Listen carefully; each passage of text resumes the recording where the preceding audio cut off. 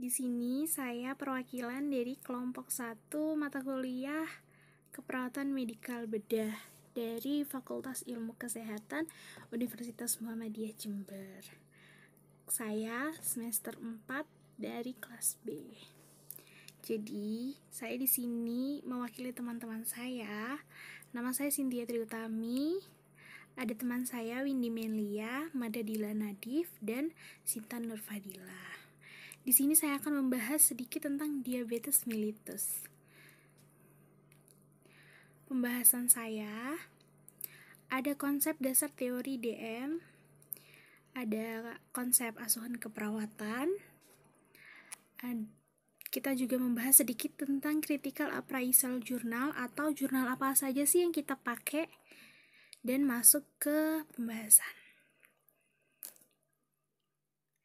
Langsung yang pertama ada konsep dasar teori diabetes mellitus. Di sini ada definisi, etiologi, dan klasifikasi.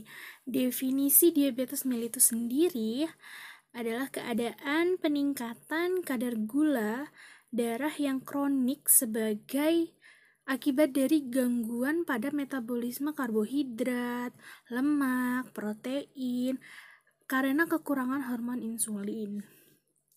Etiologinya kita ambil menurut Wijaya Kusuma pada tahun 2004, ada faktor genetik, pola makan, obesitas, bahan kimia atau obat-obatan, dan penyakit infeksi pankreas. Lalu klasifikasinya kita ambil dari ADA atau American Diabetes Association. Ini dibagi menjadi 3, ada DM tipe 1 atau biasa faktornya karena autoimun atau idiopatik. DM tipe 2 ini berawal dari resistensi insulin. Dan diabetes mellitus gestasional.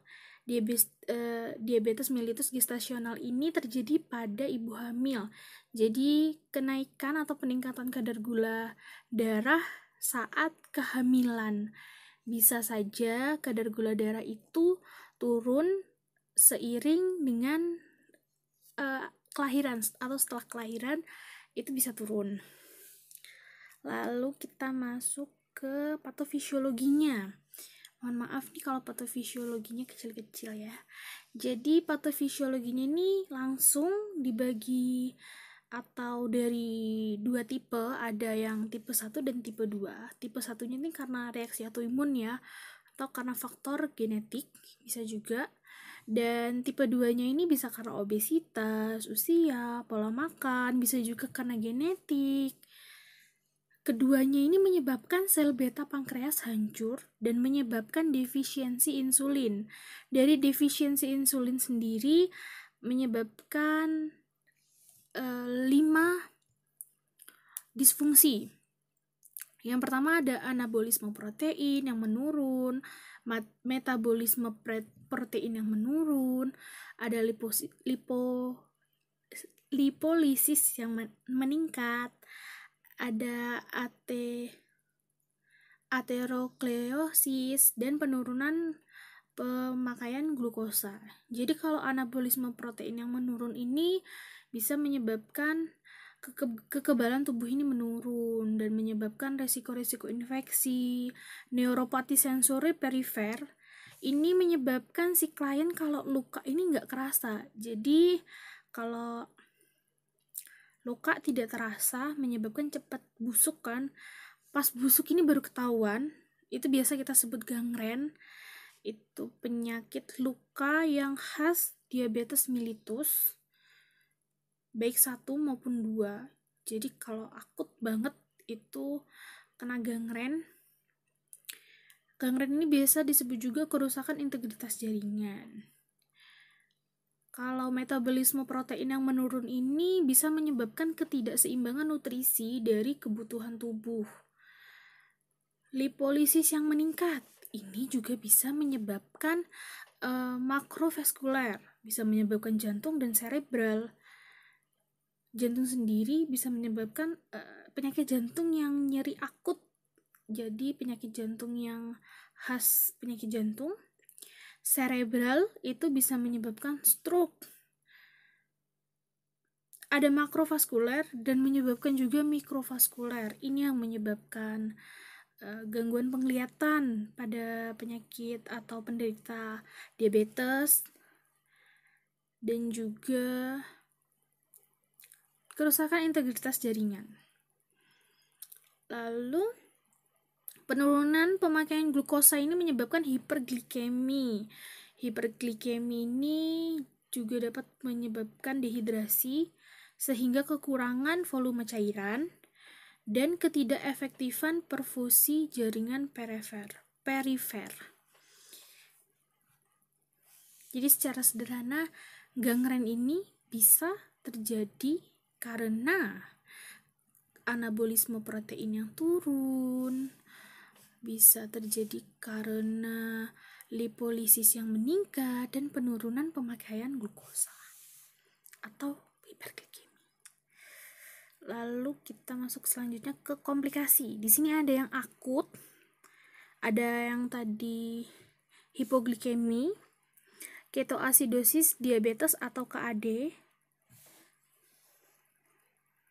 ada koma hiperosmoler non atau ketotik, ada yang kronis. Komplikasi kronis ini infeksi dari anabolisme protein tadi, biasanya TBC paru, UTI, mikosis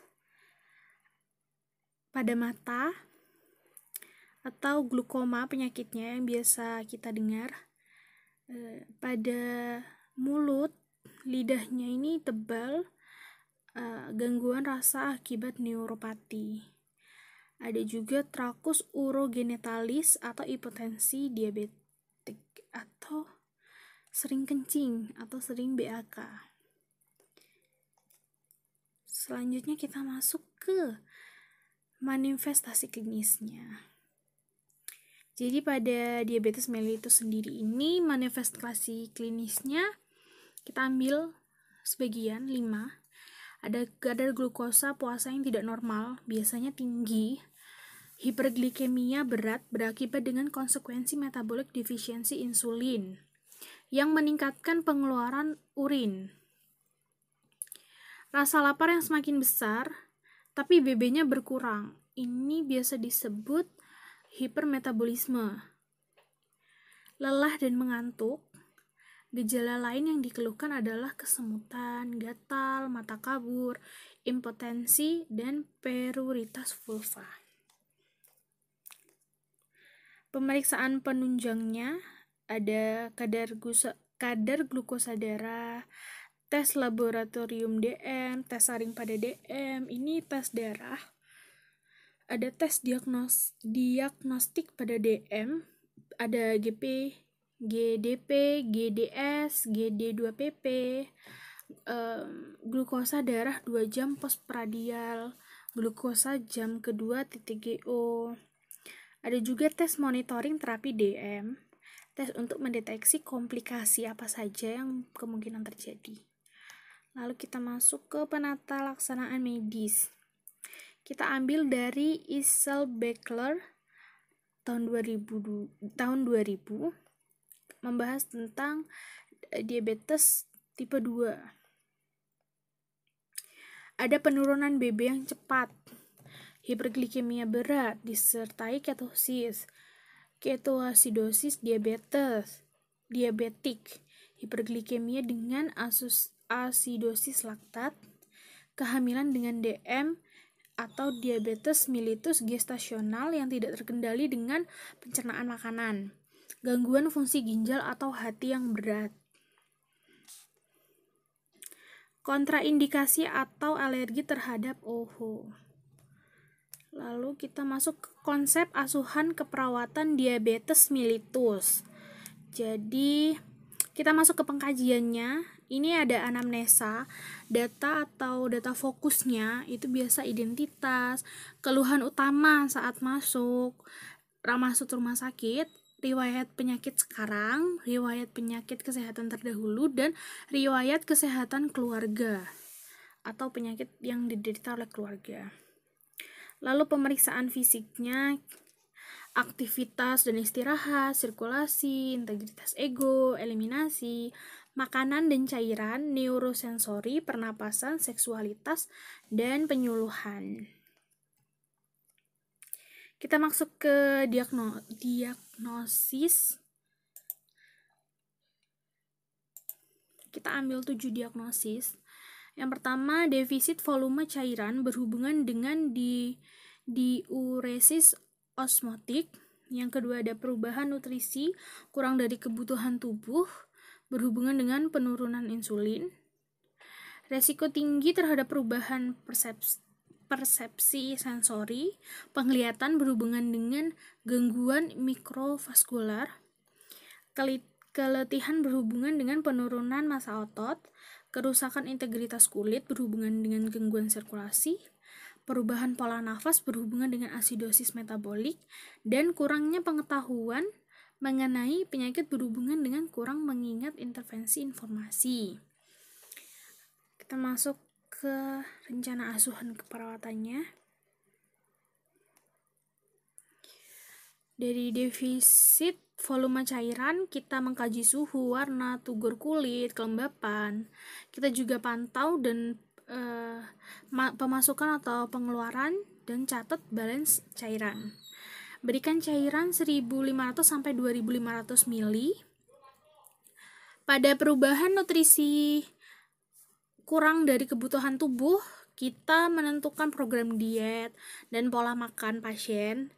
Kita juga libatkan keluarga dalam memantau waktu makan dan jumlah nutrisi yang dimasukkan, dan kita berkolaborasi dengan ahli diet. Untuk resiko tinggi terhadap perubahan persepsi sensori, kita kaji status persepsi penglihatan. Ini bisa menggunakan tes visus dengan Snellen card apabila memungkinkan. Lalu pantau pemasukan elektrolit melalui makanan maupun minuman seperti buah pisang dan makanan yang mengandung garam. Jadi kita juga harus memantau sampai ke makanannya. Lalu selanjutnya, keletihan berhubungan dengan penurunan massa otot. Kita mengintervensi atau merencanakan berikan aktivitas alternatif dengan periode istirahat yang cukup. Jadi kita tidak memaksakan pasien atau klien. Jika sudah merasa lelah, kita berikan istirahat juga yang cukup untuk klien. Pemantauan nadi, pernafasan, tensi darah sebelum melakukan aktivitas. Jadi kita bisa mengetahui sebelum dan sesudahnya. Kerusakan integritas kulit berhubungan dengan gangguan sirkulasi. Ini luka tadi ya yang sampai gangren. Itu kaji area luka setiap kali merawat luka dan mengganti balutan. Balut luka dengan kasa yang steril, wajib. Kolaborasi pemberian antibiotik. Jika ada infeksi yang mengenai yang lainnya, jadi kita harus memberi antibiotik supaya mengurangi resiko itu.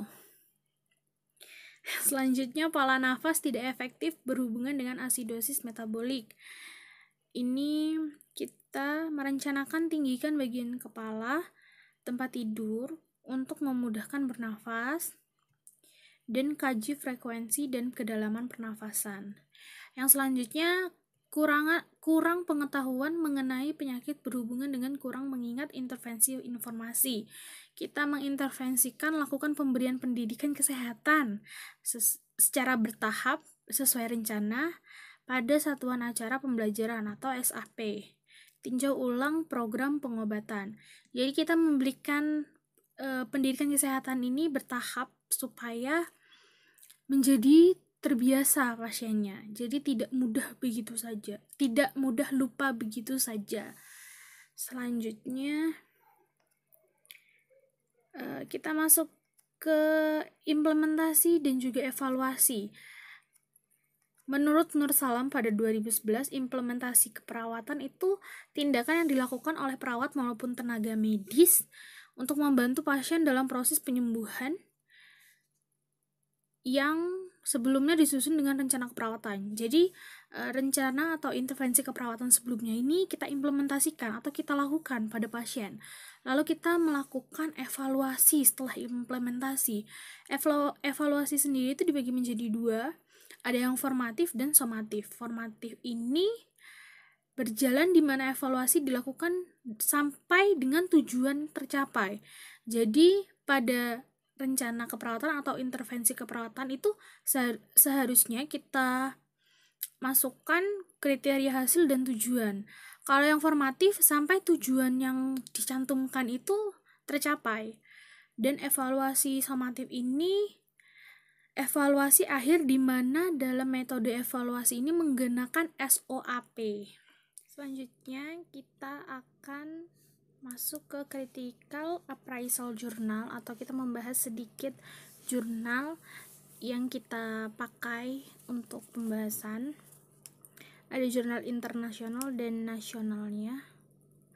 Untuk jurnal internasional kita ambil dari Georgia State University, Atlanta, Prediabetes Awareness, Healthy Care Providers Advice, and Lifestyle Change in America Adult. Jadi di sini abstraknya sudah ditranslate. Tujuan dari penelitian ini adalah untuk menguji apakah orang yang menyadari prediabetes karena mereka lebih mungkin menjadi penderita diabetes mellitus tipe 2 daripada orang dengan glikemia normal untuk menjalani perubahan gaya hidup dengan kontrol berat badan, aktivitas fisik, dan asupan lemak atau kalori. Selanjutnya, validity-nya atau metodenya ini ambil dari data survei pemeriksaan kesehatan gizi nasional Amerika Serikat, digunakan untuk penyelidikan ini atau digunakan dalam penelitian jurnal ini. Importance atau hasilnya ini subjek yang mengetahui kalau mereka ini prediabetes, itu bukan pra. Usianya lebih tua dan nilai berat badannya tuh lebih tinggi, serta lingkar pinggangnya juga lebih besar. Ada applicability atau pembahasannya. Prevalensi prediabetes memiliki peningkatan resiko perkembangan menjadi diabetes tipe 2 yang jelas. Dapat diperlambat atau dapat ditunda atau bahkan dicegah melalui penurunan berat badan mandiri dan peningkatan aktivitas fisik. Kita masuk ke jurnal yang kedua. Ini jurnal keperawatan Indonesia. Judulnya Hubungan Tingkat Pengetahuan dan Diabetes Self-Management dengan Tingkat Stres Pasien Diabetes Mellitus yang Menjalani Diet. Ini dari Universitas Airlangga Surabaya, Fakultas Keperawatan juga. Abstraknya, pengetahuan sangat penting dalam mengembangkan diabetes self-management untuk mencegah resiko komplikasi jangka panjang dengan diet yang ketat. Tujuan penelitian ini untuk mengetahui hubungan antara pengetahuan dan diabetes self-management dengan tingkat stres pasien yang sedang menjalani diet. Kita masuk ke VIA-nya. Sama validity atau metode. Ini menggunakan pendekatan cross-sectional. Populasi dalam penelitian ini merupakan seluruh pasien DM terbanyak di Puskesmas wilayah Surabaya. Sampelnya didapat dengan menggunakan teknik multistage sampling dengan beberapa kriteria. Lalu importance-nya atau hasilnya, karakteristik demografi responden menunjukkan bahwa sebagian besar responden atau sebanyak 89 orang adalah perempuan dan 69 respondennya ini telah menderita diabetes mellitus selama 3-5 tahun. Sebenarnya jika ditotal itu tidak ada hasil atau hasilnya negatif hubungan antara tingkat pengetahuan dan hubungan antara self-management diabetes dengan tingkat stres dalam menjalani diabetes mellitus. Namun, di applicability-nya atau pembahasannya, dari hasilnya ini memang nilainya ini negatif, nilai korelasinya. Namun, di sana ada hampir 22% yang menyebutkan adanya hubungan antara tingkat pengetahuan dan hubungan antara self-management diabetes dengan tingkat stres dalam menjalani diabetes mellitus. Self-management diabetes memiliki hubungan yang lebih kuat dengan tingkat stres menjalani diet pasien DM daripada hubungan tingkat pengetahuan. Jadi maksudnya ketika tingkat pengetahuan ini rendah dari responden di sana atau dari penderita DM, itu sama sekali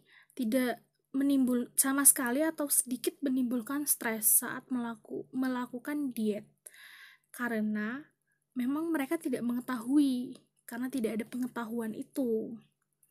Dan self-management sendiri, lebih banyak dari responden ini mereka hasilnya itu adaptif atas penyakit yang mereka dapat, atau penyakit DM ini mereka tuh adaptif sehingga self-managementnya ini bagus, tapi tidak menuntut kemungkinan bahwa adanya hubungan antara pengetahuan dan self-management dengan atau menimbulkan stres pada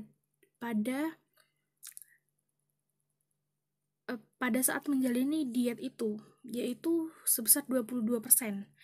Ini masing-masing ya, antara pengetahuan ini 22% dan self-management diabetesnya juga 22%. Responden itu sangat ada hubungan antara pengetahuan dan stres, self-management diabetes dengan stres. Kita masuk ke pembahasan. Sebenarnya pembahasannya sudah sedikit saya bahas di sebelah, jadi kita ambil langsung apa aja sih yang akan kita bahas ini. Jadi pembahasan di makalah kita itu tentang pentingnya pengetahuan diet DM, khususnya penyakit DM sendiri yang berhubungan dengan tingkat stres. Jadi saya sudah sebutkan tadi, ketika seseorang itu memiliki pengetahuan yang kurang, sedang, atau malah tidak tahu apa-apa tentang DM, bahkan mereka itu tidak tahu kalau terkena DM, tidak akan ada stresor, tidak akan menjadi stres kepada mereka. Dan itu sebenarnya juga berhubungan dengan self-managementnya. Kalaupun ada pengetahuan tentang DM yang sedang sampai pengetahuan yang banyak tentang DM, tapi self-managementnya itu bagus, bisa saja itu adaptif. Lalu kita itu membahas tentang intervensi keperawatan dalam upaya menstabilkan kadar gula darah. Dari 2 jurnal tadi kita mengambil dengan latihan relaksasi otot progresif. Minimal selama 15 menit dapat meningkatkan aktivitas otot dan meningkatkan metabolisme gula darah dalam tubuh. Manfaat latihan relaksasi otot progresif adalah menurunkan kecemasan. Ini manfaat lainnya, menurunkan kecemasan, konsumsi oksigen tubuh, mempercepat metabolisme, termasuk metabolisme gula. Laju pernafasan, ketika kita olahraga kan kita lebih banyak untuk berusaha untuk mengambil oksigen lebih banyak. Jadi itu mempercepat dan membiasakan laju pernafasan ini normal sesuai dengan kebutuhan tubuh. Ketegangan otot, tekanan darah sistol dan diastol, kontraksi vertikal prematur, dan peningkatan otak gelombang alfa. Jadi banyak sekali manfaat dari relaksasi otot progresif sendiri. Sebelumnya mohon maaf, mungkin di sini belum dimasukkan tentang intervensi keperawatan dari jurnal internasionalnya. Sudah jelas bahwa kita harus melakukan atau menjalani perubahan gaya hidup dari kontrol berat badan, aktivitas fisik bisa dengan relaksasi atau progresif, dan pengontrolan asupan lemak dan kalorinya. Itu juga bisa menjadi intervensi keperawatan yang sudah dimasukkan dalam konsep asuhan keperawatan yang tadi kita bahas. Jadi sekian pembahasan dari saya. Mohon maaf sekali jika banyak kekurangan dan ada informasi yang kurang jelas. Terima kasih banyak. Wassalamualaikum warahmatullahi wabarakatuh.